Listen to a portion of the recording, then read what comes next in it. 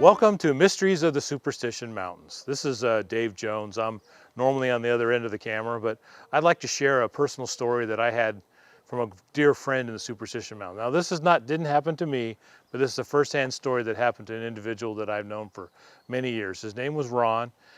He grew up in this area. A lot of people know him from a pretty large business he had here in town.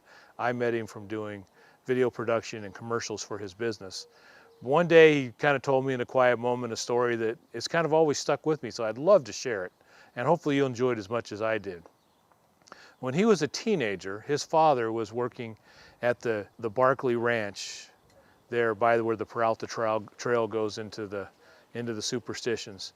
And you know, this is back in the 60s and it was pretty open, and his dad was going to be there for 3 days, so he asked his dad if he could come with him, and he took his .22 and a little backpack and a sleeping bag and went up into the mountains there north of the Barkley Ranch and did a little rabbit hunting and shooting for a few days. And as the night started to fall in the Superstition Mountains, Ron made himself a camp, and it was getting a little cold, so he set up a little fire and laid out his bedroll and made himself some dinner from one of the rabbits that he'd shot and some of the stuff he had with him. And he's eating and he keeps hearing noise, and you know, it's the Superstition Mountains. It can be scary at night.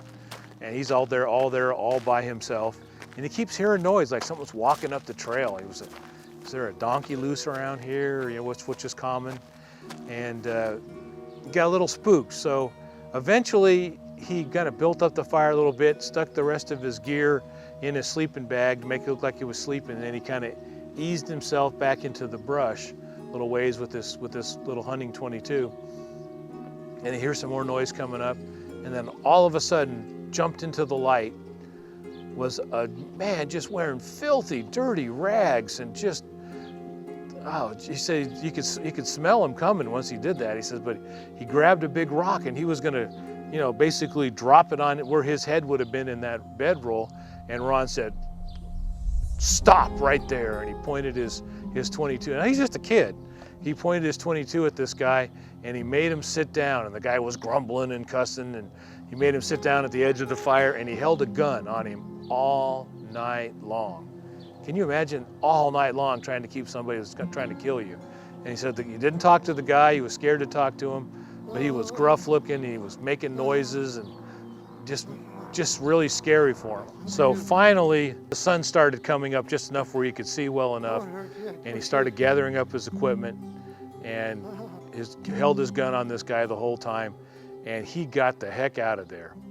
And what Ron confided to me, he says, I think that guy was one of the Crazy Jakes. Now, we all know who Crazy Jake was from our stories, but other people that were crazy up there were called Jake too, from what I understand. But he called him one of the Crazy Jakes. And Ron wasn't so anxious to go hunting up there in the mountains by himself anymore. So there you go, another mystery of the Superstition Mountains. Thank you for watching this episode of Mysteries of the Superstition Mountains.